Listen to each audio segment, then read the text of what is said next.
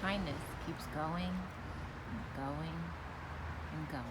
Hello, my beautiful Brookhaven Free Library family and friends. How are you? Welcome to our special edition Kindness is Free story time. It's good to have you here. I really miss you guys a lot. First, I'm going to start with a book called Each Kindness, and it is by Jacqueline Woodson.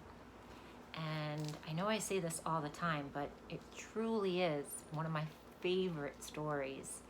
And before I start reading it, I just want to ask you a question. What does kindness look like? How can you spread it around the world? How can you be kind?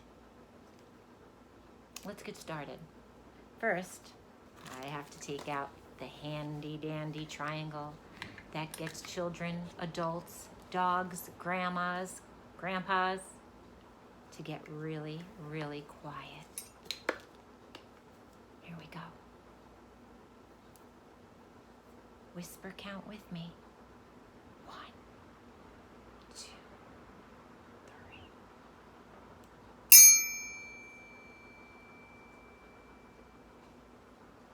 Great job.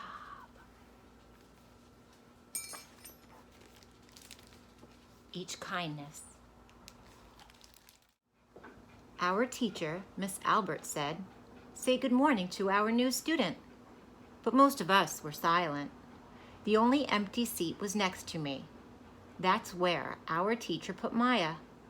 And on that first day, Maya turned to me and smiled, but I didn't smile back. I moved my chair, myself, and my books a little farther away from her. When she looked my way, I turned to the window and stared out at the snow. And every day after that, when Maya came into the classroom, I looked away and didn't smile back. My best friends that year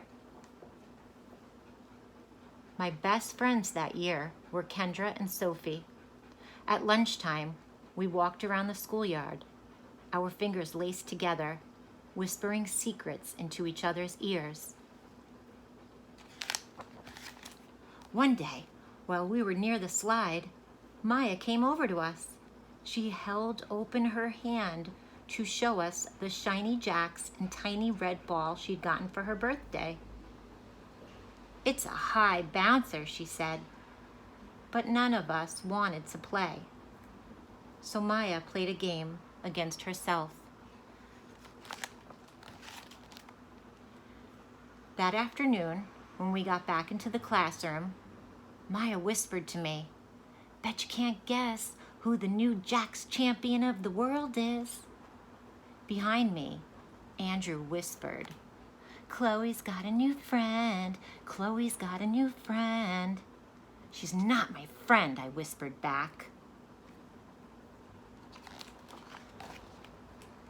The weeks passed.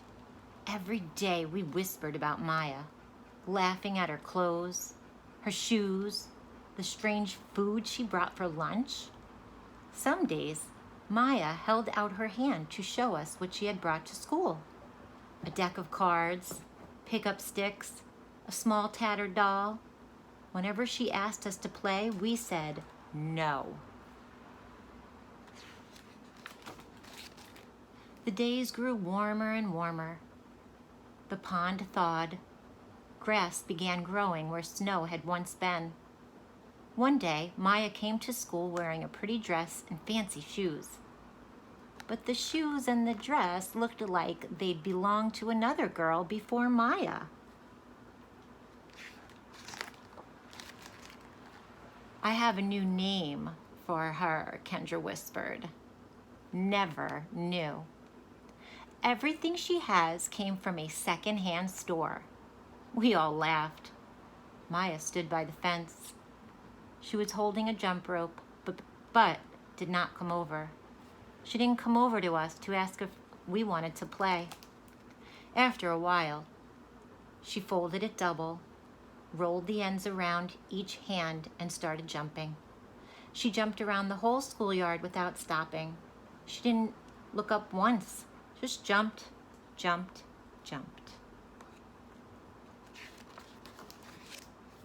The next day, Maya's seat was empty.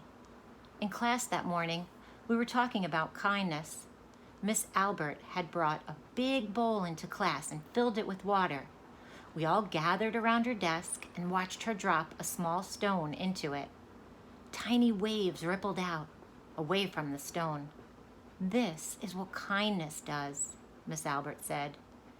"Each little thing we do goes out like a ripple into the world." Then Miss Albert let us each drop the stone in as we told her what kind things we had done. Joseph had held the door for his grandmother. Kendra helped change her baby brother's diaper. Even mean old Andrew had done something. "I carried teacher's books up the stairs," he said, and Miss Albert said it was true. I stood there, holding Miss Albert's rock in my hand, silent. "Even small things count," Miss Albert said gently. But I couldn't think of anything, and passed the stone on.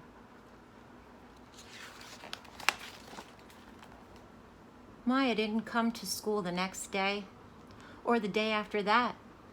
Each morning, I walked to school slowly, hoping this would be the day Maya returned, and she'd look at me and smile. I promised myself this would be the day I smiled back. "Each kindness," Miss Albert had said, "makes the whole world a little bit better."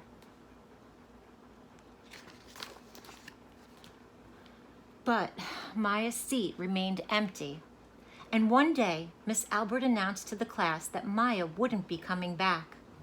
Her family had to move away. Miss Albert said, then she told us to take out our notebooks. It was time for spelling.